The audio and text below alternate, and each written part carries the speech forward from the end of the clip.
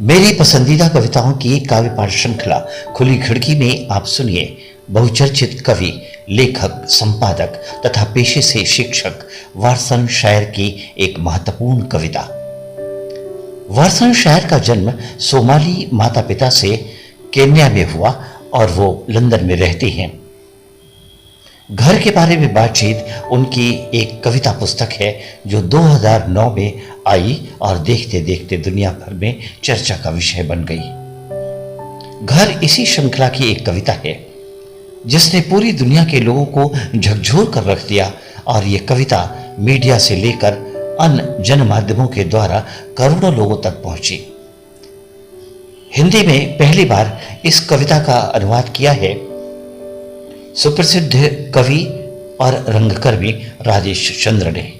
तो आइए सुनते हैं वारसन शायर की वही कविता घर।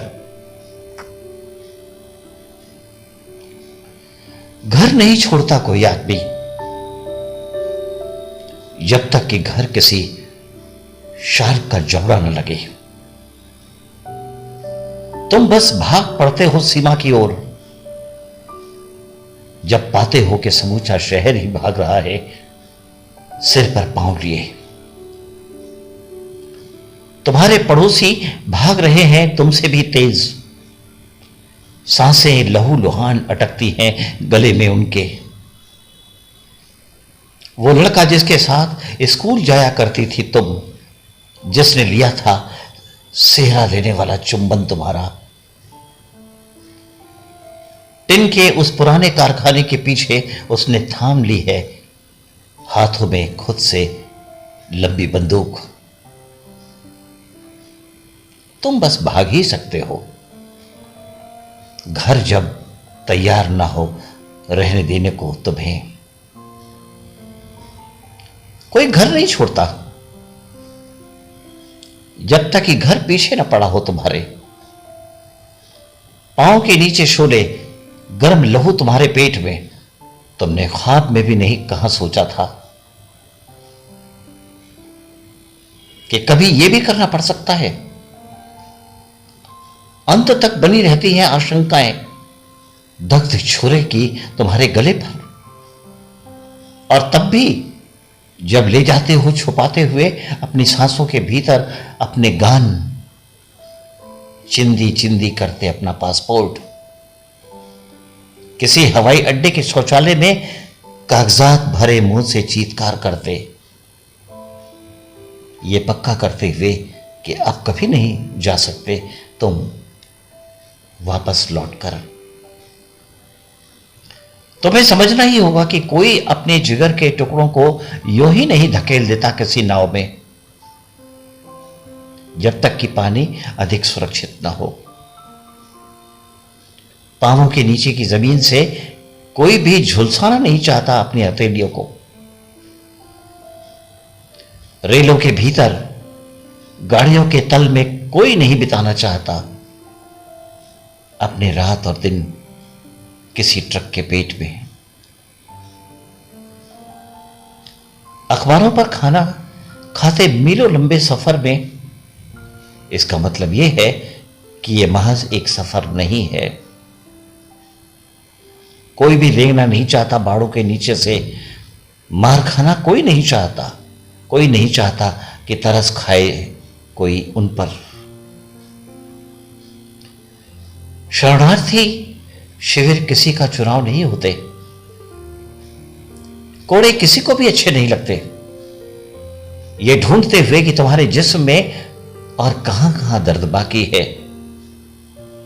जेल किसी को अच्छी नहीं लगती जहां तक कि वो सुरक्षित न लगे।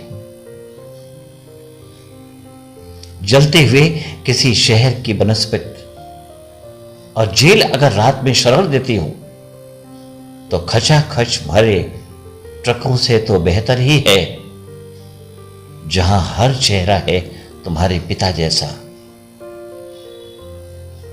कोई भी इसे सह नहीं सकता, कोई भी पचा नहीं सकता इसे। कोई भी चमड़ी इतनी सख्त नहीं होती।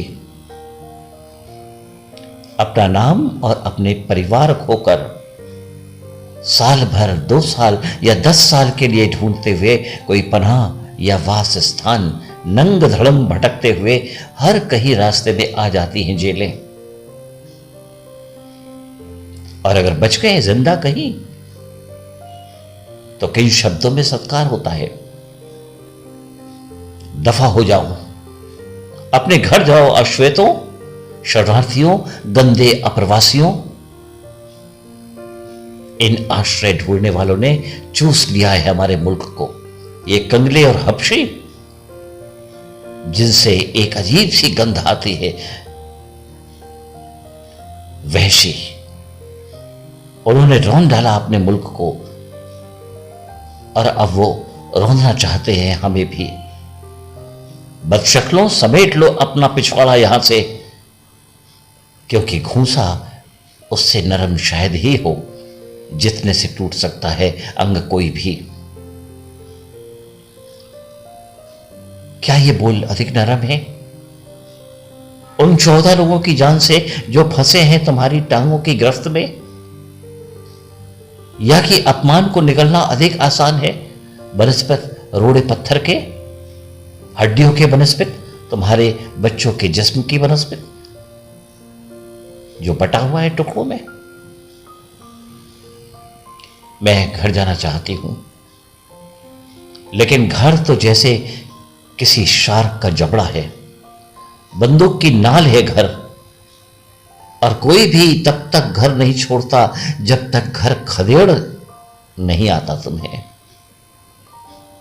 समंदर के आखिरी किनारों तक जब तक नहीं कह देता घर कि अपने पांव की रफ्तार तेज करो, छोड़कर भागो अपने कपड़े लत्ते, घिसटते हुए प्यार करो चाहे रेगिस्तान को, महासागरों में उतर जाओ, डूब जाओ, बचो, भूखे मरो, भीख मांगो, भूल जाओ मान सम्मान को। तुम्हारा जिंदा रहना ही सबसे ज्यादा जरूरी है। कोई भी घर नहीं छोड़ता जब तक घर कानों में ही नहीं कहता हाफती आवाज में, जाओ, दूर हट जाओ मुझसे फौरन। मुझे नहीं मालूम कि क्या बन गया हूं मैं, लेकिन इतना मुझे मालूम है कि दुनिया का कोई भी किनारा सुरक्षित होगा यहां से। दुनिया का कोई भी किनारा सुरक्षित होगा यहां से। कोई भी घर नहीं छोड़ता जब तक घर कानों में ही नहीं कहता हाफती आवाज में, जाओ, दूर हट जाओ मुझसे फौरन। मुझे नहीं मालूम कि क्या बन गया हूं मैं, लेकिन इतना मुझे मालूम है कि दुनिया का कोई भी किनारा सुरक्षित ही होगा यहां से।